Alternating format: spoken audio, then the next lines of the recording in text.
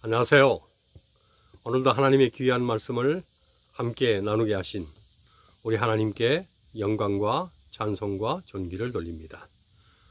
또한 오늘 주어지는 말씀이 하나님의 음성으로 성령의 기별로 우리 모두에게 들려지게 되기를 주님의 이름으로 간절히 기도합니다. 오늘 말씀의 제목은 영원한 멸절입니다.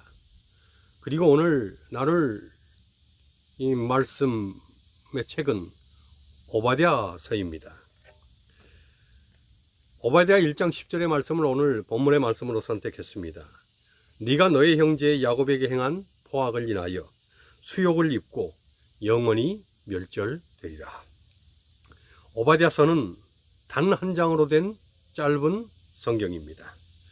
구약 성경의 31번째 책인 이 오바댜서는 단 한 장이지만 그 속에 하나님의 뜻이 분명하게 실려 있습니다. 이 책의 주제는 하나님의 예언의 분명한 성취, 그리고 피할 수 없는 영원한 심판의 선포입니다. 하나님의 예언의 분명한 성취와 피할 수 없는 영원한 심판의 선포, 이것이 오바댜서가 담고 있는 말씀의 주제입니다. 유다와 에돔, 이 두 나라를 통해서 이 사실을 역사적으로 그리고 미래에 있을 영원한 심판을 상징적으로 저자는 그려내고 있습니다. 에돔은 이삭의 아들인 에서의 후손입니다. 그런 에돔이 출애굽 때부터 이스라엘을 지속적으로 괴롭히고 공격을 했습니다. 그리고 그 이후로도 여러 번 이스라엘을 공격했습니다. 후에는 바벨론이 유다를 멸망시키는 것을 돕기도 했습니다. 하나님은 에돔에게 그렇게 하지 말라고 강력히 권고했습니다. 그러나 에돔은 끝까지 형제 나라인 이스라엘을 괴롭히다가 하나님의 진노를 사서 오베드의 예언대로 결국 BC 5세기 말에 아라비아인들의 침공으로 쇠퇴하게 되었습니다. 그러다 후에는 로마에 의해서 민족 자체가 사라지고 여기저기로 흩어져서 겨우 명맥만 유지하게 되었습니다. 에서의 후손인 에돔인 중에 정말 악랄하게 행했던 우리가 익히 아는 사람은 예수님 탄생 당시의 헤롯 대왕이었습니다. 이 헤롯은 예수님 탄생 소식을 듣고 당시 2살 아래 된 어린아이들을 다 죽이는 참으로 비정하고도 참혹한 죄악을 단행했습니다. 이 헤롯이 에돔 족속인 것입니다. 이러니 하나님께서 단죄하지 않으실 수 없으신 것입니다. 결국 AD 636년에 해교도들은 에돔을 무너뜨리고 남은 후손들마저 다 죽여버렸습니다. 그리고 예언자의 예언대로 에돔은 완전히 멸절되고 역사의 그늘 뒤로 영원히 사라지고 말았습니다. 오늘 처음에 읽었던 본문 오바댜 1장 10절의 기록처럼 영원히 멸절된 것입니다. 오베다는 여호와의 종, 여호와를 경배하는 사람이라는 뜻의 히브리어입니다. 구약 성경에는 사실 오바댜라는 사람이 13명이나 등장합니다. 그러나 이 책을 기록한 오바댜와 동일한 사람은 아무도 없습니다. 선지자 오바댜는 남왕국 유다에서 살았던 사실은 잘 알려지지 않은 선지자였습니다. 오바댜서는 그 내용을 통해서 두 개의 기록 연대를 가늠하게 합니다. 오바댜 1장 10절로 14절에 예루살렘 약탈 사건이 언급되어 있습니다. 성경 역대하 21장과 열왕기하 8장은 여호람 왕의 통치 때에 예루살렘 성이 블레셋과 아라비아에 의해서 정복되었던 때를 기록합니다. 그래서 어떤 역사가들은 아라비아라는 용어 속에 에돔도 포함된 것으로 추측해서 오바댜서가 BC 841년에서 848년경에 기록되었다고 추정을 합니다. 그러나 대부분의 역사학자들은 BC 586년 바벨론의 침공으로 예루살렘이 함락될 때에 유다를 괴롭혔던 에돔에 대해 고발했던 에레미야서 49장과 에스겔서 25장의 기록에 의해서 오바댜서는 BC 586년경에 기록된 것으로 확인을 합니다. 대체적으로 많은 구약학자들, 역사학자들이 이 뒷부분의 주장을 따르고 동의를 합니다. 선지자 오바댜는 에돔의 멸망에 대해 그 원인과 결과까지 분명하게 기록을 합니다. 1절로 18절입니다. 그리고 포로된 이스라엘이 돌아올 것과 가나안 땅을 회복하게 될 것도 확실하게 예언하고 있습니다. 19절부터 21절입니다. 오바댜는 에돔에 대해서 영원히 멸절되리라, 본래 없던 것 같이 되리라고까지 기록을 했습니다. 열국의 멸망을 예언하면서 특별히 에돔을 지목하여 그 멸망을 예언합니다. 에돔은 팔레스타인 지역 중에서 사해의 남동쪽과 홍해의 북동쪽에 위치한 가장 거칠은 산악지대에 살았습니다. 요새화된 산속의 바위 틈에 흩어져 살았기 때문에 난공불락의 지형을 갖추고 있었습니다. 하지만 하나님의 진노로 흔적도 없이 사라지게 될 거라고 했습니다. 철저하게 파괴되고 완전히 멸절될 것을 예언한 것입니다. 결국 하나님의 예언대로 로마 제국에 의해서 철저히 짓밟혀서 흩어지고 AD 636년 회교도에 의해서 역사에서 그 이름이 완전히 지워져 버렸습니다. 하나님의 말씀은 반드시 성취되고 그대로 이루어지는 것입니다. 오바댜는 에돔이 멸망받을 이유를 분명히 설명을 했습니다. 그것은 형제에 대한 잔악한 행위 때문이라고 했습니다. 에돔은 에서의 후손들이고 이스라엘은 야곱의 후손들입니다. 에서와 야곱은 이삭의 아들들이요 형제입니다. 결국 에돔과 이스라엘은 형제의 나라인 것입니다.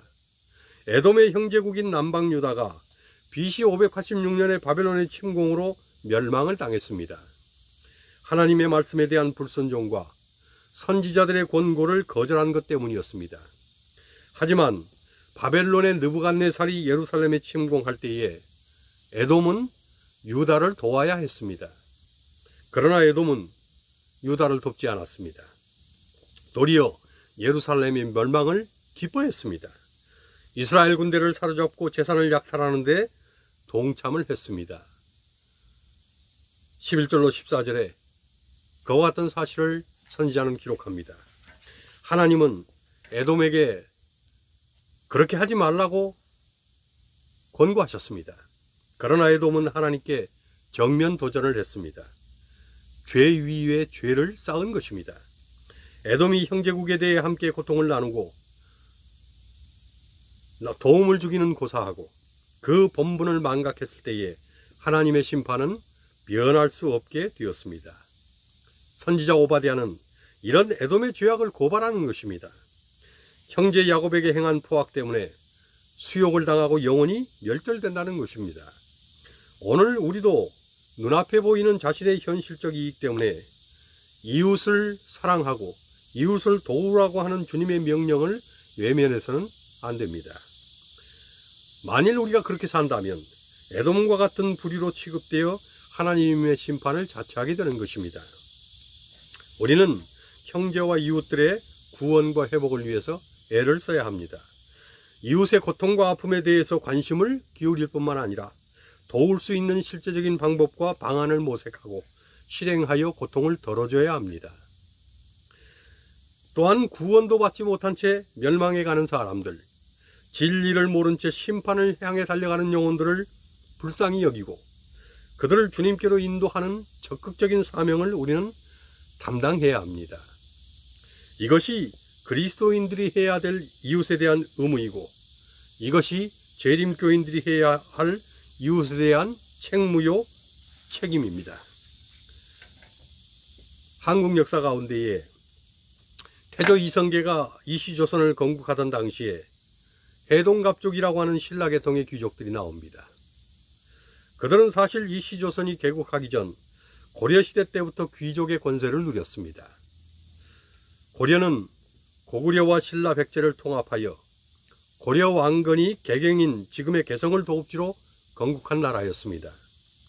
고려를 건국하면서 이 태조 왕건은 신라의 왕족이요 귀족들을 회유하여 자신의 건국을 돕는다면 생명의 안전뿐만 아니라 고려의 귀족으로 자자손손 부와 권세를 누리게 하겠노라 약조를 했습니다. 그래서 탄생한 것이 신라의 귀족 계급인 해동갑족이었습니다. 그들은 고려의 정권 하에서 많은 토지와 종들을 하사받고 남부럽지 않게 살아갔습니다.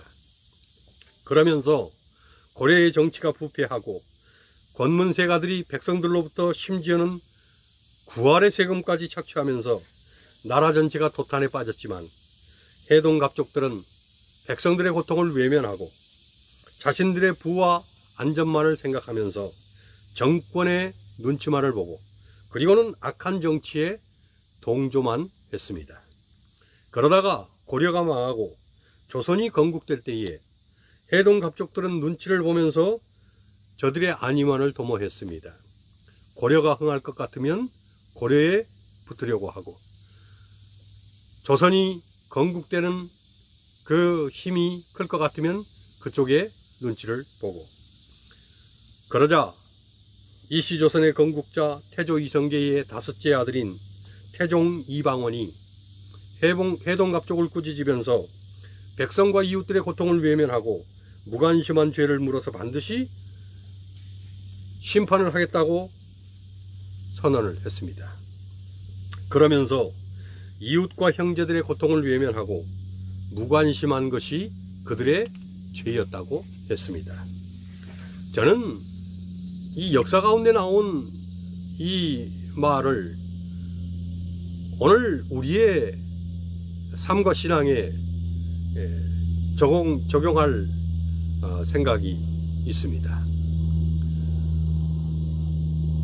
나중에 하나님의 심판대 앞에 서게 되었을 때에 어떤 죄를 지었기 때문이 아니라 어려운 사람들에 대한 무관심과 그들의 아픔을 함께 나누지 않은 그런 이유로 인하여 하나님께 책망을 받을 그런 사람들이 많을 것이라고 하는 것입니다. 그러면서 하나님께서 이웃에 대하여 무관심하고 그들의 아픔을 나누지 않은 것, 그것이 죄라고 말씀하실지 모를 것입니다. 저는 제7회 안식일 예수 재림교인들 중에 정말로 많은 사람들이 말씀대로 원칙대로 살지 않아서가 아니라 이웃과 형제들에게 무관심했던 에돔과 해동 갑족들처럼 그 무관심 때문에 마지막 심판 때에 책망을 받은 사람들이 많을 것이라는 생각이 듭니다. 하나님께서 이 마지막 시대에 남은 백성들, 진리 백성들을 세상에 두신 이유는 너희라도 진리대로 살라고 그런 목적이 아니라 가진 진리를 나누고 사랑을 나누고 축복도 나누고 은혜도 나누고 고통도 나누고 아픔도 나누고 기도도 나누고 믿음도 나누고 구원도 나누고 영생도 나누고 영원한 하늘도 나누라고 이 세 말에 우리를 두신 줄로 믿습니다. 아멘입니까? 아멘입니다. 나누셔야 합니다. 관심을 기울여야 합니다. 외면하면 안 되는 것입니다. 이제 오바댜는 이스라엘 회복도 예언합니다.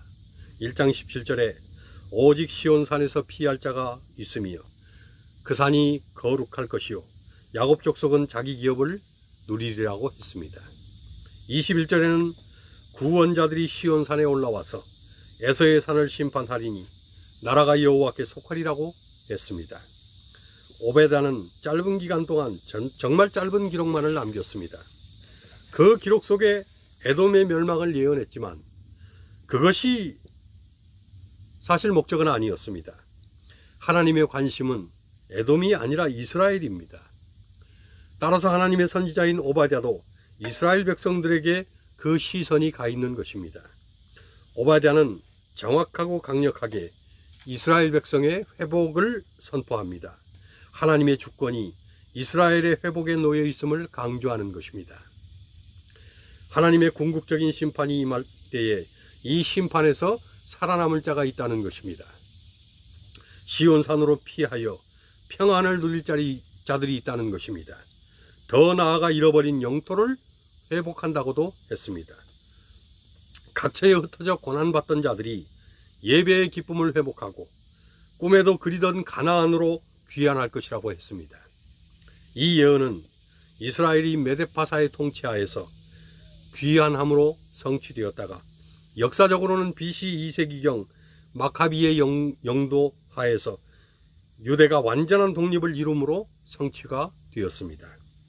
오베드야서는 이스라엘의 회복을 강조하면서 하나님의 언약은 반드시 성취된다는 것과 하나님은 약속에 신실하신 분이심을 확인을 합니다. 결국 예언대로 에돔은 망했고 이스라엘은 회복이 되었습니다. 오베드야는 역사의 주체자도 하나님이시며 심판의 주체자도 하나님이심을 선언합니다. 그래서 오베드야 1장 1절을 시작하면서 주 여호와께서 에돔에 대하여 라고 했습니다. 2절에도 여호와께서 가라사대 라고 했습니다. 4절에도 나 여호와가 말하였느니라. 8절 역시 나 여호와가 말하였느니라고 했습니다. 에돔에 대한 심판이 하나님으로부터 시작된 사건임을 강조합니다. 표면적으로는 국가 간의 전쟁으로 강대국과 약소국 간의 정복과 속박으로 보이지만 실제적인 주도권은 하나님께 있다는 것입니다. 감독은 하나님이십니다. 그 역사의 드라마에 아시리아도, 바벨론도, 메데파사도, 헬라도, 로마도, 에돔도, 애굽도 단지 조연일 뿐입니다. 모든 세상 열방도, 이스라엘도, 유다도 하나님의 주권적인 시나리오 속에서 멸망하기도 하고 흥왕하기도 하고 사라지기도 하고 회복되기도 합니다. 지금 우리는 예수 그리스도의 재림을 고대하며 세마를 살아가고 있습니다. 미국이 있고 중국이 떠오르고 유럽연합이 세를 모으고 이슬람 국가들이 연합하고 아시아 국가들도 벨트를 형성하고 지금 소련의 푸틴이 역사를 피와 어둠으로 적시고 있습니다. 그 막후에서 로마 바티칸이 세를 확장하며 주도권을 조금씩 넓혀가고자 하고 있습니다. 그러나 단언컨대 세상 열국들은 단지 조연에 불과할 뿐입니다. 역사의 주치자는 오직 여호와 하나님뿐이시며 하나님의 계획과 예언대로 모든 것이 종지부를 찍고 역사의 종막을 내리게 될 것입니다. 예수 그리스도의 재림의 날은 여호와 하나님만의 주권적 사건이 될 것이고 그때에 비로소 조연들은 심판을 면하지 못하게 될 것입니다. 에돔으로 대변되는 사단 마귀의 세력들은 완전히 심판을 받고 영원한 멸망의 형벌에 처해질 것입니다. 하지만 그리스도의 재림의 목적은 이것을 뛰어넘습니다. 바로 하나님의 백성들을 시온으로 불러 모으는 것입니다. 천국 영생의 영원한 축복을 누리도록 하늘 시온, 하늘 가나안으로 남은 백성들, 진리의 백성들, 어린 양의 백성들, 구원받은 자들을 불러 모으는 것입니다. 이것이 마지막 시대에 지상의 삶 속에서 영적 전투를 치며 살아가는 하나님의 백성들에게 주어지는 소망입니다. 거의 6,000년을 넘는 선악간의 대쟁투가 종지부를 찍고 죄악된 세상 역사에 막이 내려질 때 십자가의 백성들은 공중으로 끌어올려져서 구름 위에서 주님을 영접하고 그대로 하늘로 옮겨지게 될 것입니다. 그날이 곧 옵니다. 그날이 임박했습니다. 하나님의 예언을 확신하고 지금 준비해야 합니다. 모든 세상의 역사는 사람이 쓰는 것이 아니고 또 어떤 뛰어난 인물이 쓰는 것이 아니고 오직 하나님께서, 오직 주님께서, 오직 성령께서 그 모든 것을 주도하시고 그리고 모든 것을 이끄시고 그리고 그분께서 모든 것을 종결하실 것입니다. 재림의 아침에 우리 온 교우들이, 가족들이, 자녀들이 우리가 구원한 많은 영혼들이 다 들려서 하늘로 꼭 가기를 간절히 기원합니다. 주님 곧 오십니다. 마라나다. 주 예수여 속히 오시옵소서. 아멘.